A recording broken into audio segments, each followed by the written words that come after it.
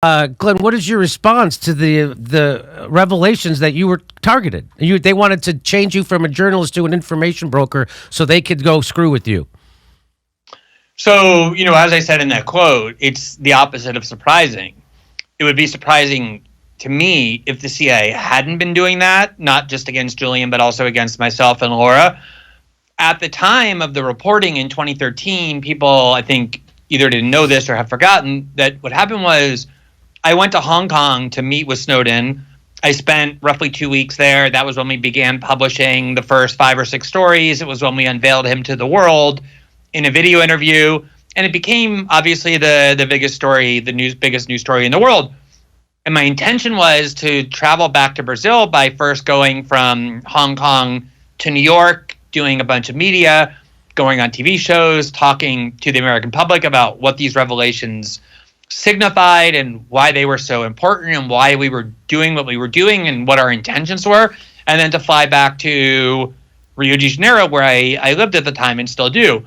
And my lawyers at the time that were provided by The Guardian, who were very, very closely connected to the highest levels of the Obama Justice Department, the kind of people who could pick up a phone and call and get Eric Holder on the phone, who had worked with him in law firms and the like, warned me very strenuously not to do that. They said they thought that was extremely dangerous and ill-advised for me to go back to my own country because of the risk that very likely I would at least be served with a subpoena and perhaps even arrested. That this is what they were hearing from inside the government.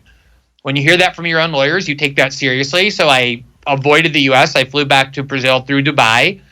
And for the next year, I did not leave Brazil because the U.S. government, publicly and privately, were threatening us with arrest. James Clapper, who now works at CNN and was the person who kind of prompted Snowden to come forward in the first place when he went to the Senate and denied illegally by lying that the NSA collects huge dossiers on millions of Americans when Snowden had in his hand the evidence that he did exactly that, the NSA did exactly that, would constantly refer to us not as journalists, but as aiders and abettors of the fugitive or participants in this crime ring, clearly trying to lay the foundation for us to be prosecuted and classify us as something other than journalists.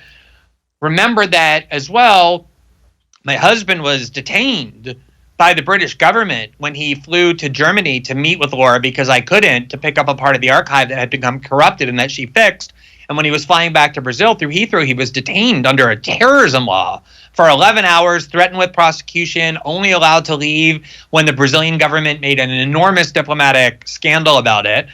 And the whole time I had been hearing from journalists, from people inside the government, from my lawyers, that they were very serious about trying to potentially prosecute us. And that's why, Jimmy, nothing makes me sicker than watching over the last 5 years the Democratic Party venerate this agency that has done nothing but, kill people and assassinate dissidents and kidnap people and overthrow democratically elected governments, all while pretending to be so offended that Russia put up a few Facebook bot pages and Twitter bots as though that kind of interference compares in any way to the massive crimes that the CIA has been committing.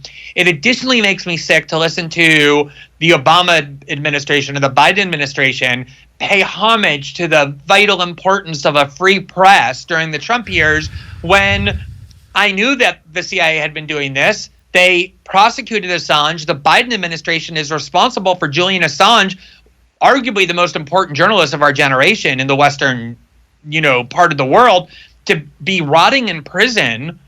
And so, a lot of it is vindication because we did know about it at the time. I'm glad that it's finally reported. The other thing I would say is when I was criminally prosecuted, when the Bolsonaro government tried to indict me last year because of the reporting that I did here in Brazil based on a large archive, that is the theory that they use. The justice minister, Bolsonaro's justice minister, Sergio Moro, who was the target of our reporting, I remember he testified early on in the reporting for 9 hours in front of the Brazilian Senate.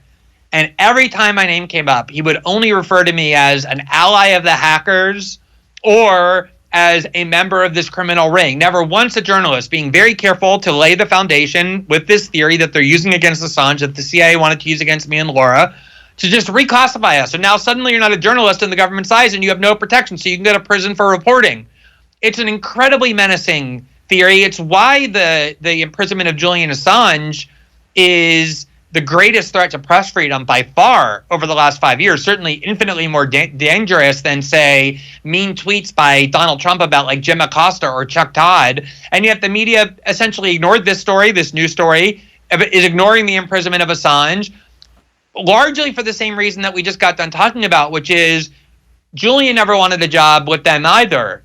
And they know that he's broken more big stories than all of them combined. So he's constantly a mirror that is held up that shows them that what they pretend to be is not in fact what they are, that Julian is that, which is why the CIA targeted him. And, you know, I think that it just shows that this fraud that the media does of pretending to care about press freedom is just so, you know, such a pretense, because when there's true threats to press freedom, like the CIA targeting people like me and Laura and what they plotted to do to Julian, they don't actually care. And now you have a Democratic administration again, Joe Biden, who was part of the Obama administration, which concluded that it couldn't legitimately prosecute Assange. And yet here now they are. In January, there was a judge who rejected the extradition request of the United States, saying we're not going to extradite him to the U.S. because his mental health and physical health, after everything he's endured, cannot withstand the harshness of American prisons. The Biden administration could have just said, okay, we lost, and that's the end of it. He suffered enough. He's been detained. They didn't do that. They appealed that decision and demanded that he be kept in prison pending the appeal. That's the only reason he's in prison. He was convicted of bail jumping. He got 51 weeks, the maximum he could get. He served that 51 weeks. So the only reason he's in prison is pending a trial or an extradition hearing at the Biden administration's demand.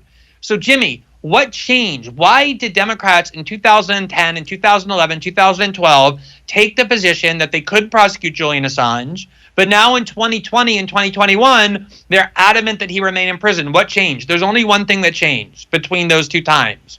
In 2016, Julian did reporting that harmed Hillary Clinton because it reflected poorly on the Democratic National Committee. It exposed corruption by the top 5 DNC officials and forced them all to resign, including Debbie Wasserman Schultz. It proved that the DNC cheated on behalf of Hillary. So the only reason that Democrats now want to prosecute Julian, whereas back then they concluded that they couldn't, is because he reported negatively on the Democrats. It's like being a political prisoner. They're not even punishing him because he exposed war crimes. He had already done that in 2010, and the Democrats concluded they couldn't prosecute him. The only thing that changed is that he reported on Hillary Clinton and her corruption and the corruption of the DNC, and that's why they want him in prison, which makes him a political prisoner. It's not just that they're threatening press freedom, it's that their motives are purely political.